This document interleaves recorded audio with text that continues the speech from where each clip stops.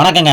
கடந்த 2 வருஷமா YouTube, Facebook, இன்ஸ்டாகிராமில் வீடியோ போட்டுங்க பணம் கொட்டுன்னு கொட்டிருச்சு. அதனால தான் 2 மாசமா வீடியோவே போடலைங்க. அட ஏங்க நீங்கள் ஒன்று மானிட்டேஷன் ஆகும்னு சொல்லி நானும் போட்டுங்க நிறைய காசும் டைம் வேஸ்ட் ஆனதா மிச்சங்க. உடம்பு கெட்டு போயிருச்சு, அதனால வீடியோ போடலைங்க. இன்னைக்கு பையனுக்கு பிறந்த நாள், அதுக்காக தான் இந்த பதிவு. காலையில் பையனை தலையோட குளிப்பாட்டிங்க, பூத்துணி போட வச்சு, வீட்டில் விளக்கு பற்ற வச்சு சாமி கும்பிட்டு, புரட்சி தலைவர், புரட்சி கலைஞர், எங்கள் ஆயா, எங்கள் தாத்தாவை சாமி கும்பிட வச்சுங்க.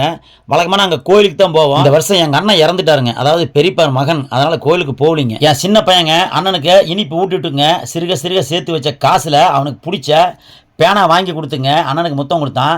திருப்பி அவனும் தம்பிக்கு ஆசையாக முத்தம் கொடுத்தான். பிறந்தநாள் அன்னைக்கு பார்த்தீங்கன்னா அவனுக்கு பிறந்தநாள்னா இவனுக்கு சேர்ந்ததை துணி எடுப்பேங்க, இவனுக்கு பிறந்தநாள்னாலும் அவனுக்கு சேர்ந்ததை துணி எடுப்பேன். எப்போ மஞ்சனை பண்ண மாட்டாங்க, நான் ஒரே மாதிரி தான் எடுப்பேன். எதிர்த்த வீட்டில் சிவபக்தர் ஒருத்தர் இருக்கிறாருங்க. அந்த தாத்தா பார்த்தீங்கன்னா ஏற்கனவே என் பசங்களுக்கு திருவாசம் புக்கு பரிசாக கொடுத்துருக்கிறாரு. அவர் பாருங்க எப்படி வாழ்த்துறாருன்னு.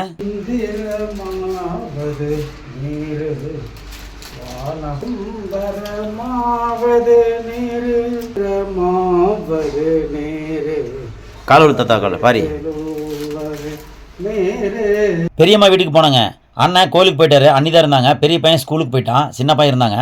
அன்னைக்கு ஸ்வீட் கொடுத்துங்க, காலை விழுந்து ஆசீர்வாதம் வாங்க வச்சேன். எனக்கு என் குடும்பத்துக்கு அன்பா ஆதரவா உறுதுணையாக இருக்கிற, எனக்கு வீடு வாங்கி கொடுத்த எங்கள் அண்ணாருக்கு ஸ்வீட் கொடுத்துங்க, காலை விழுந்து ஆசீர்வாதம் வாங்க வச்சேன். அன்னைக்கிட்டே ஆசீர்வாதம் வச்சேன்.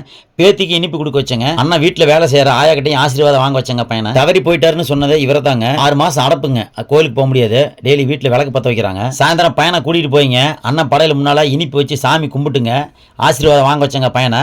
அப்புறம் அண்ணம்மா இருந்தாப்புல அவருக்கும் கொடுத்துங்க, காலில் விழுந்து ஆசீர்வாதம் வாங்க வச்சேன். வழக்கமாக நான் மதியம் தான் சாப்பாடு கொடுப்பேங்க பெரியவங்களுக்கெல்லாம். இன்றைக்கி அமாவாசை அப்படிங்கனால 2-3 கடை லீவ் விட்டாங்க. அதனால் டிஃபன் ரெடி பண்ணிங்க எல்லா வீட்டுக்கும் கொடுத்துங்க. அதாவது வயசானவங்களுக்கு தெரியும், எனக்கு யார் சிரமப்படுறாங்கன்னு தெரியும். அவங்களுக்குலாம் வீடு தேடி கொண்டே கொடுத்தாங்க. எல்லாரும் முகத்துலையும் பார்த்தீங்கன்னா அத்தனை சந்தோஷம். அதோட வாழ்த்துனாங்க பார்த்தீங்களா, எத்தனை கோடி கொடுத்தாலும் ஈடாகாது. சில பேர் காசு கொடுத்தாங்க, நான் வாங்கலைங்க. உங்கள் அன்பு ஆசீர்வாதம் என் பையனுக்கு கிடைக்கணும், என் குடும்பத்துக்கு கிடைக்கணும் அப்படின்னு சொல்லி எல்லாத்திட்டையும் ஒரே வார்த்தை சொன்னாங்க. அப்படியும் சில பேர் கொடுத்தாங்க. வயசான பெருமைங்க கிட்ட வாங்கின ஆசீர்வாதத்தோட மன நிறைஞ்சு ஒன்று சொல்கிறேன், கேட்டுக்கோங்க. குழந்தைகளுக்கு பிறந்தநாள் அன்னைக்கு கேக்கு கலராக வாங்கி கொடுக்காதீங்க. அத்தனையும் கெமிக்கல். அதை சாப்பிட்ற குழந்தைங்களுக்கு கேன்சர் வந்து இறக்கிறதுக்கு வாய்ப்பு 90% இருக்குன்னு டாக்டர் சொல்கிறாங்க. அது மட்டும் இல்லாமல் பிறந்தநாள் அன்னைக்கு விளக்கு அணைச்சி கொண்டாடுறது விசேஷமே கிடையாதுங்க.